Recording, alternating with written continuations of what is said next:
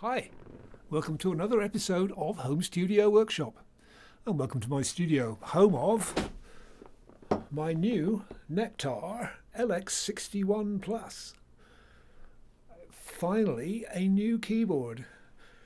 I love it, and I gave away the old one, so my karma is good. Anyway, different subject. Today I'm going to talk about exporting images. I discovered to my cost that I'd been doing it all terribly badly wrong, almost my entire working life. So no problem there. I hear you cry. I'd been exporting things badly in terms of getting them ready for the web. I did that all wrong. And even worse, I was doing things completely backwards and badly in terms of printing. What set all this off was that I noticed I was trying to do some quality images to put on my walls, because I'm a bit a fan of that, as you might be able to see behind me. And they kept coming out darker than I thought they were going to. And so I investigated, and lo and behold, I discovered how badly I'd been doing it. The first step to correcting this is something I have to tell you here rather than online or in the usual way, because it involves the monitors themselves. I have two monitors, in fact. Before you do anything else, auto set the monitors. There'll be a button underneath somewhere or on the top somewhere where it says auto, and set your monitors to auto so that they're doing the best they can to be calibrated, and then we move on. Okay, so you've done the auto setups on your screen or screens. Now we go into the world of calibration in Windows.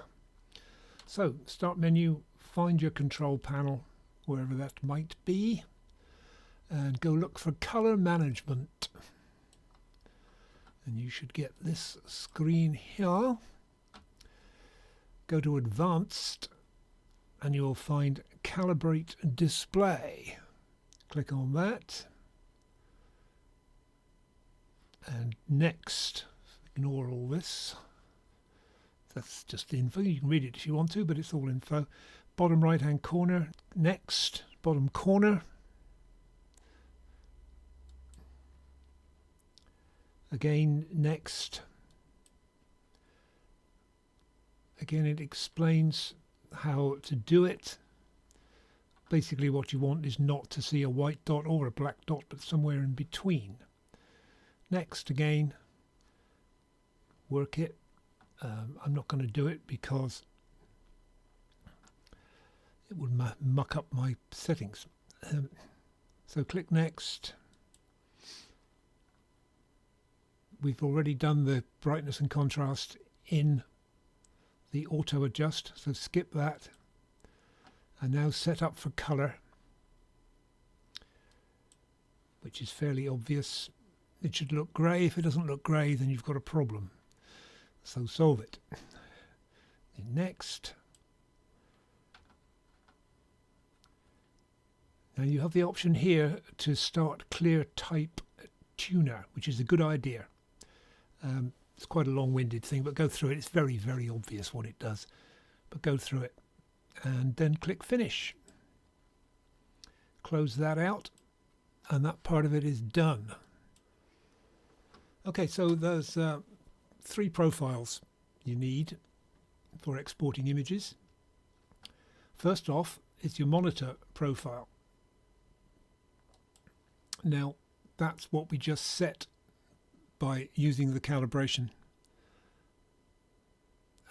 That's what you get. You've made one by doing the calibration. You have created a monitor profile. So that's simple and that's done.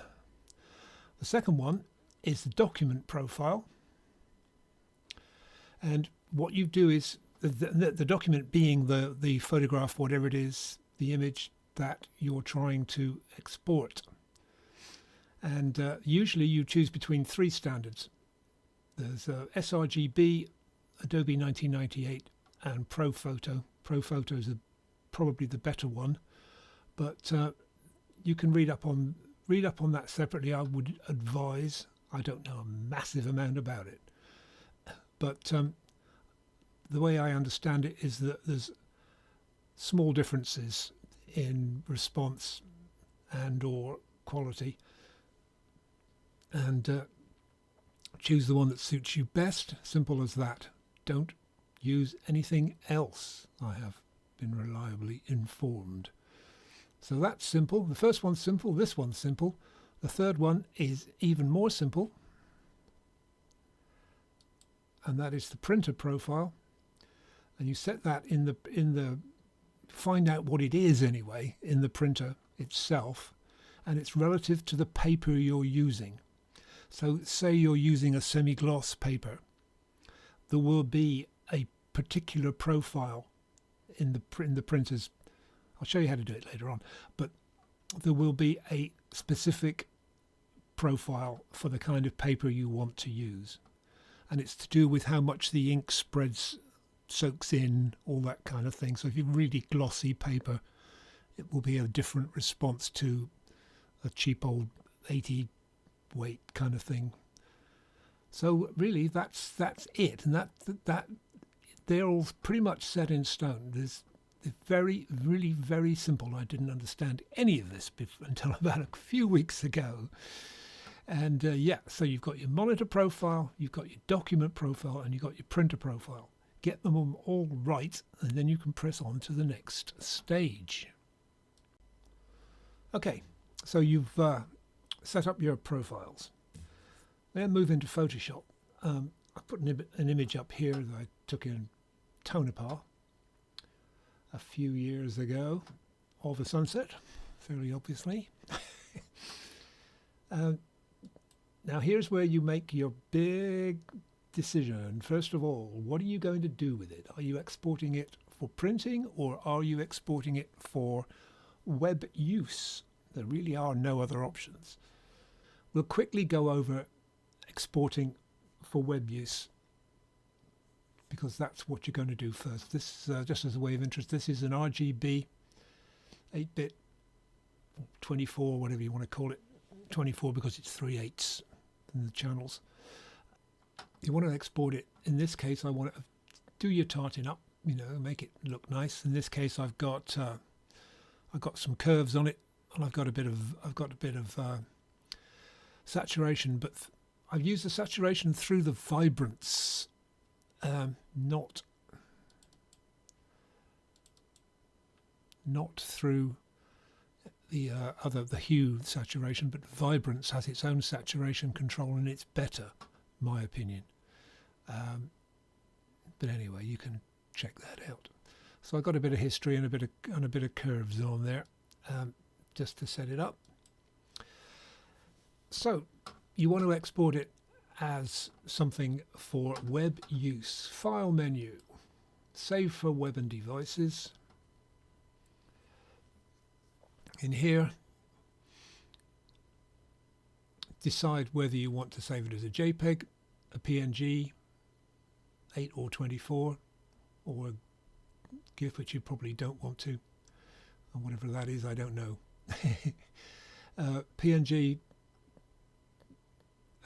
better quality, but for most web use, a JPEG, high quality, set it to high quality at about 70, something like that is fine. Everything else is pretty obvious. Convert to sRGB, yes. All the other stuff the same, and in here you can set the size to whatever you want it to be, or whatever you need it to be. Say you're giving an image out to put on a banner for YouTube or something, and they say, right, it has to be blah blah blah, it has to be 800 pixels wide and nothing else. Just go there, set to 800, it will automatically change the height, and there you go. It gives you choices of different sizes of result. So you can look at them against the original as against the one you're going to get. 2 up or 4 up. There's no difference, it's just what it's going to look like. It doesn't do anything. Basically I just look at the optimized one, or the 2 up sometimes, but original, optimized, blah blah blah. So you get that, and then you can save it as something other than the original, which is great because you don't have to destroy the original. So then you can save it as whatever you want to save it as, and bang, and that's done. And that's as easy as that. That's what you do. You don't go saving your PSDs or TIFFs or whatever. Don't go saving them as JPEGs and then putting that on a web page or whatever. Do it through here. Much, much, much easier. Anyway, that's that. We have saved something for the web. Now, printing is another thing altogether.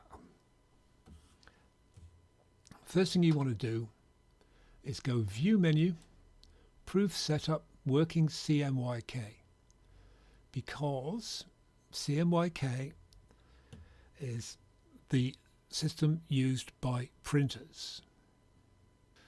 Cyan, magenta, yellow and black, CMYK, as opposed to RGB, which is what web systems use, which is red, green and blue.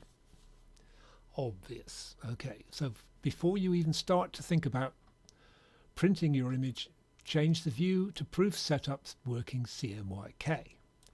Then you're going to see roughly what it's going to look like. And I say roughly. So you re-edit it as necessary, and then go to Image, Mode,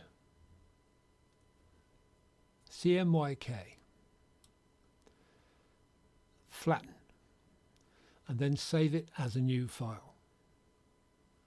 Save as.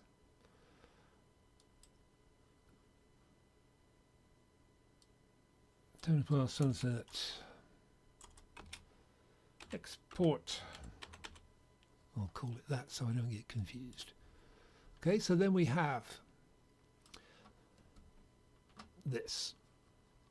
And as you can see on the top here, instead of saying RGB8, it now says CMYK8. So that is now ready to print on your printer.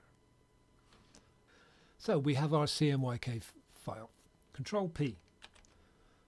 Print. First thing, go to print settings.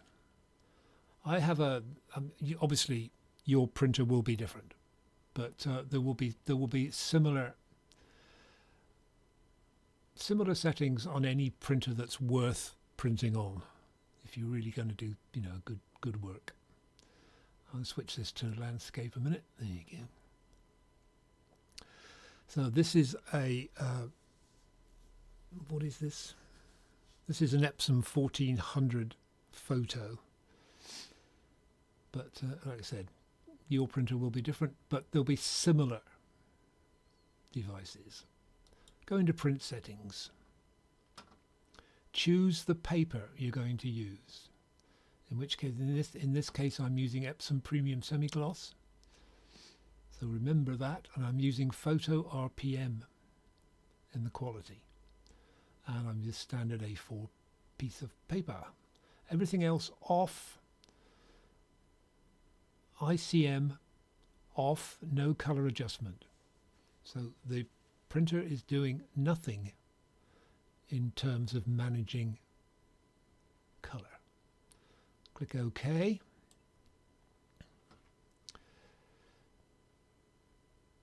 Back to this window. Color management.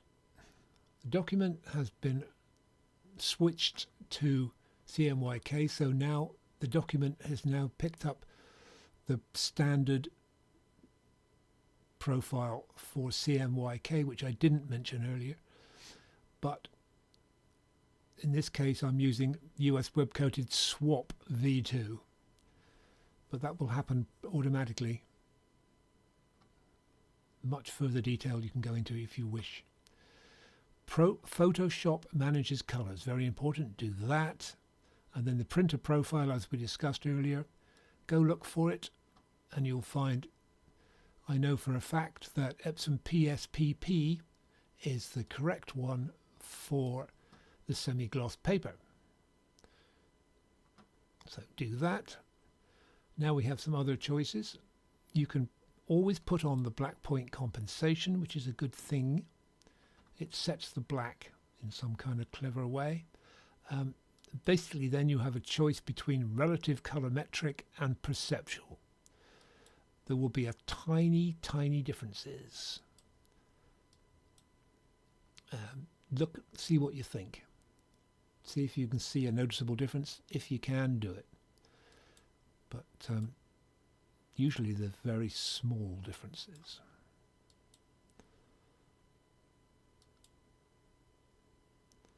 And that's pretty much it. So print. Okay, that's that. Good luck with all that, and I hope you get on okay. Any questions, always let me know in the comments or whatever.